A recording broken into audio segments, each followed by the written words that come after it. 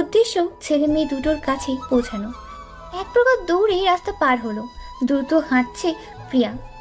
আবির চৈতালির হাত থেকে নিজেকে ছাড়ানোর চেষ্টা করছিল। ঠিক সেই সময় কষে থাপ্পড় বসে আবিরের গালে। হঠাৎ করে থাপ্পড় পড়ায় আবির রেগে যায়। আবির মনে করেছে চৈতালি আবিরকে থাপ্পড় মেরেছে।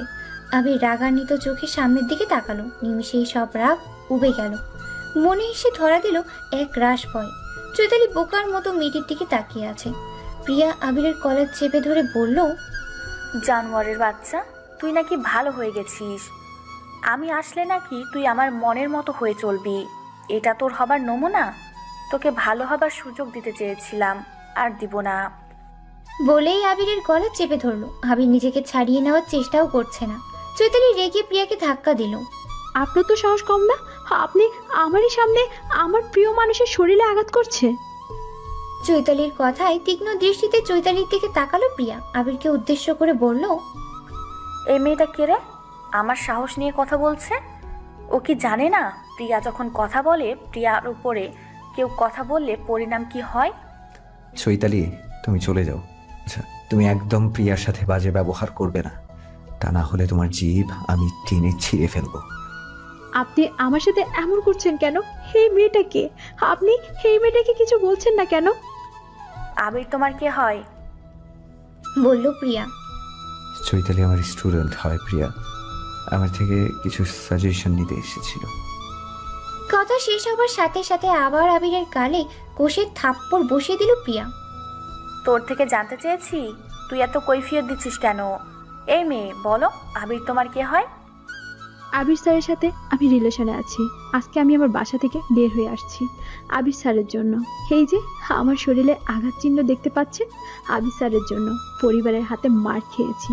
এই মানুষটাকে ভালোবেসে যতটা ছোট হয়েছি, দ্বিতীয় কোথাও এতটা ছোট হয়নি। আপনি আমাদের বিষয় আমাদের বুঝতে দিন। চৈতালির কথায় শব্দ করে হেসে দিল প্রিয়া। তোর নতুন প্রেমিকাকে আমার কথা জানাস নাই? এই মেয়ে, দেখতে শুনতে তুমি মাশাআল্লাহ, এত সুন্দর রূপ দিয়েছে আল্লাহ তোমাকে, তা বেছে বেছে পচা জিনিসে হাত দাও কেন?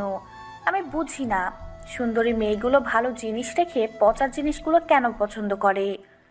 তুমি দুদিনের একটা বাচ্চা মেয়ে, তোমার কলেজের শিক্ষক উনি, লজ্জা করে না এত বড় মানুষের সাথে রিলেশন করো? আবিরের মাথার চুল টেনে ধরে বলল, তুমি একটা বাচ্চা মেয়ে, তুমি কেন এই বুইড়া বেটার লোকে প্রেম করো? এই যে মাথায় দেখতে পাচ্ছ, চুলগুলো পড়তে শুরু করেছে, কয়েকটা দিন গেলে টাক পড়বে মাথায়। এত রেখে টাকলা মাথা পছন্দ হলো?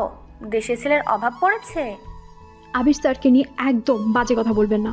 আপনি আগে নিজের চেহারা থেকে তাকিয়ে দেখুন। আয়নায় কখনো নিজের চেহারা দেখেছেন? বলতে বলতে প্রিয়ার হাতে আবিরের মাথা থেকে সরিয়ে দিতে লাগলো। আবির চৈতালিকে ধাক্কা দিয়ে বলল, তোর সাহসের আমি তারিফ করছি। তুই কোন অধিকারে আমার আর প্রিয়ার মধ্যে আসিস? প্রিয়াকে নিয়ে আর একটা বাজে কথা বললে তোর মুখ আমি ভেঙে দিব। আবিরের কথা শুনে চৈতালি একদম থ হয়ে গেল। এটাই কি সেই আবির যাকে সে পাগলের মতো ভালোবাসতো? যে আবির তার সব পাগলামির চুলো সহ্য করে নিত, ছোট ছোট আবদারগুলো পূর্ণ করে দিত, সারাদিন বিয়ে বিয়ে করে মাথা খেত। আজ যখন বিয়ের সময় আসলো, তাহলে এভাবে সরে যাচ্ছে কেন? পুরো মাথাটা কেমনি ঘুরতে শুরু করলো। প্রিয়া আবার আবিরের গালে থাপ্পড় বসিয়ে দিল। তুমি ওই মেয়ের জন্য আমাকে মারলে? তুই ছেলে মানুষের শরীরে হাত দিবি কেন? তোর হাত আমি ভেঙে ফেলি নাই, এটাই তোর ভাগ্য ভালো। চৈতালি আবিরের হাত ধরে বলল, আপনার জন্য আমি সবকিছু ছেড়ে চলে এসেছি। আপনাকে আমাকে গ্রহণ করতেই হবে। চলুন, আপনি আজই আমাকে বিয়ে করবেন। বলেই আবিরকে টানতে লাগলো। প্রিয়া ছাড়ি দিয়ে চৈতালির হাত সরিয়ে দিল।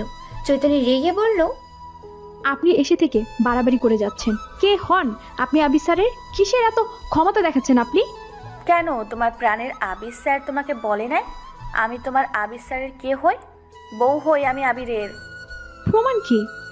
তোমার মতো অনেক মেয়ে প্রমাণ চাইতে এসেছে, কিন্তু আমি তাদের কাছে নিজেকে প্রমাণ করাটা গুরুত্বপূর্ণ মনে করিনি, তাই তোমার কাছেও করছি না। বাচ্চা একটা মেয়ে, বড় বিপদ হবার আগে জীবনটা বেঁচে গেছে। লক্ষ্মী মেয়ের মতো বাসায় ফিরে যাও। বলেই আবিরের কলার ধরল। 7 দিনের মধ্যে বাংলাদেশে তুই আমাদের বিয়ের আয়োজন করবি। বাংলাদেশের সবাই জানবে আমাদের বিয়ের কথা। তোর বাবা মাকে জানাবি, এখন এই মুহূর্তে তোর বাসায় নিয়ে গিয়ে সবার সাথে পরিচয় করাবি। বলেই আবিরের কলার ধরে টানতে টানতে নিয়ে গেল। চৈতালি মাটিতে ধপ করে বসে পড়ল। মস্তিষ্কের সব কিছু ফাঁকা ফাঁকা লাগছে, মাথা কাজ করে বন্ধ করে দিয়েছে। যার জন্য সবকিছু ছেড়ে দিলাম, আজকে সে আমাকেই ছেড়ে দিল। মাঠের মাঝখানে বসে চিৎকার করছে চৈতালি। সবাই আর চোখে তাকিয়ে আছে চৈতালির দিকে। কেউ কেউ এগিয়ে আসলো, কিন্তু ফলাফল শূন্য। দরজায় কলিং বেল বেজে উঠল। হাসনা বেগম এসে দরজা খুলে দিল। আবিরের পাশে একটা মেয়েকে দেখে অবাক হলেন। আবিরকে প্রশ্ন করলো, মা, ওর নাম প্রিয়া। বিদেশে থাকতে আমরা বিয়ে করেছি, তোমাদের জানানো হয়নি। প্রিয়া এতদিন বিদেশে ছিল, আজকে দেশে এসেছে, তাই আমরা আমাদের বিয়েটা পারিবারিকভাবে অনুষ্ঠান করে আবার করতে চাই। প্রিয়া সাথে করে হরেক রকমের খাবার নিয়ে এসেছে। হাসনা বেগমকে সালাম দিয়ে সেগুলো তার হাতে ধরিয়ে দিল। মেয়ে বেশ পছন্দ হয়েছে হাসনা বেগমের। আবির আর প্রিয়াকে বাসার মধ্যে নিয়ে আসলো। মাহতাব সাহেব টিভিতে খবর দেখছিলেন। বাইরের কথাগুলো সবকিছুই শুনতে পাচ্ছিলেন, তবু চুপ রইলেন। আবির এসে বাবাকেও একই কথা বললেন, মেয়ে যখন তোমার পছন্দ, তখন আমরা কি বলবো? তুমি তো আর আমাদের পছন্দ মতো বিয়ে করবে না। বাবা, বিয়েটা 7 দিনের মধ্যে করতে চাই। আমি চাই না প্রিয়া আমার জন্য কারো কাছে কোনো কথা শুনুক। তানহাদের বিয়েতে আমন্ত্রণ করতে পারি নাকি তাও পারবো না। মেয়েটার বিয়ে হয়েছে 2 বছরের বেশি। একদিন আসছিল, মুখে কিছু তুলে দিতে পারি নাই। তোমার বিয়ে উপলক্ষে মেয়েটাকে কয়টা দিন এই বাসায় এনে রাখবো? আবার কোনো সমস্যা নেই, তুমি তানহার পুরো শ্বশুর বাড়ির লোকজনকে নিমন্ত্রণ কর। আচ্ছা, সন্ধ্যার সময় তানহাকে নিয়ে আসতে যাব। আবির সম্মতি জানালো। প্রিয়া মাহতাব সাহেবকে সালাম দিয়ে কুশল বিনিময় করলো। একটু থেকে বাসার উদ্দেশ্যে রওনা দিল। বিধ্বস্ত অবস্থায় রাস্তা দিয়ে হেঁটে যাচ্ছে চৈতালি।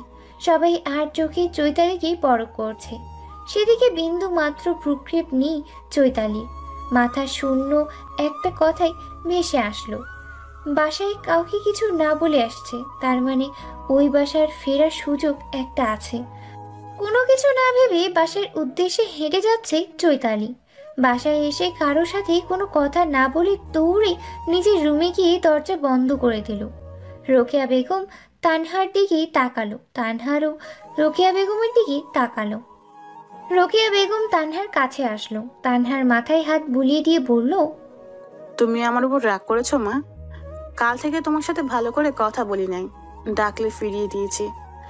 আসলে চৈতালির এমন ব্যবহার আমি মেনে নিতে পারি নাই। আমার ছেলে মেয়েগুলো এমন ছিল না, তবে আমার মেয়েটা এমন হয়ে গেল কি করে?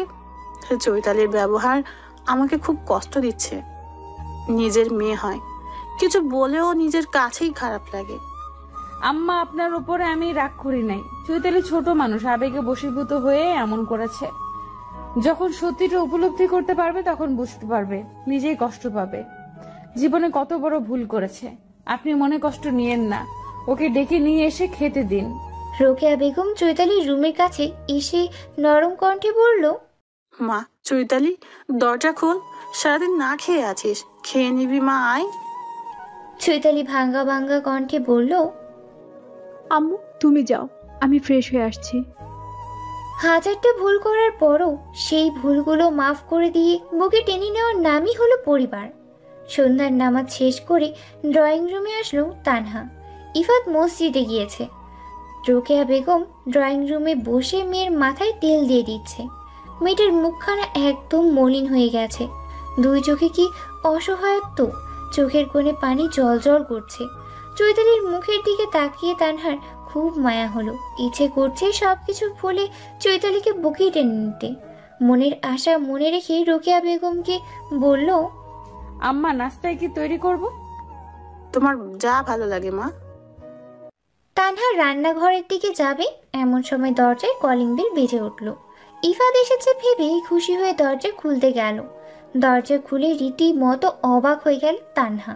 চাচা, আপনি? হ্যাঁ রে মা, তোকে দেখতে আসলাম। আপনি আসবেন, আগে বলবেন না।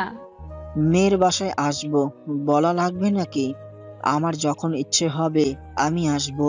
আমি কি নিষেধ করেছি? এত বছর পরে বুঝি মেয়ের কথা মনে পড়লো?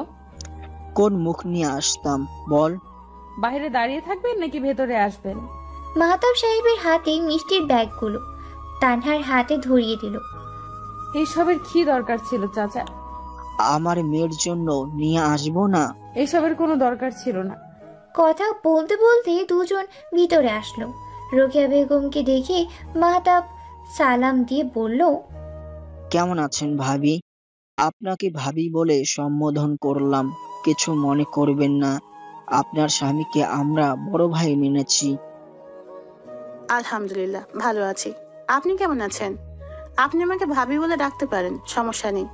দাঁড়িয়ে না থেকে বসুন, খুব খুশি হব। ভাবি, রাগ না করলে আপনার থেকে একটা অনুমতি চাই। কিসের অনুমতি ভাই? আমার আবিরের বিয়ে, তাই তানহা আর ইফাতকে কয়টা দিন আমাদের বাসায় রাখতে চাই। বিয়ে হয়েছে কতগুলো দিন, একটা দিন বাসায় নিয়ে যেতে পারি নাই। লজ্জাও বলতে পারি না। আপনি যদি অনুমতি দিতেন। রোকেয়া বেগম একবার চৈতালির দিকে তাকালো। চৈতালি উঠে নিজের রুমে চলে গেল। রোকেয়া বেগম দীর্ঘশ্বাস ফেলে বলল, নিয়ে যান, কোনো সমস্যা নেই। মেয়েটা আমার সারাদিন বাসায় থাকে, আপনাদের বাসায় গেলে তানহারও ভালো লাগবে। আমি তানহা ও ইফাদের সাথে আপনাদেরও নিয়ে যেতে চাই। আবিরের বিয়ের 7টা দিন আপনারা আমাদের বাসায় থাকবেন। দুঃখিত, আমরা এত আগে যেতে পারবো না। বিয়ের দিন অবশ্যই যাব। আপনি ইফাদ আর তানহাকে আগে নিয়ে যেতে পারেন।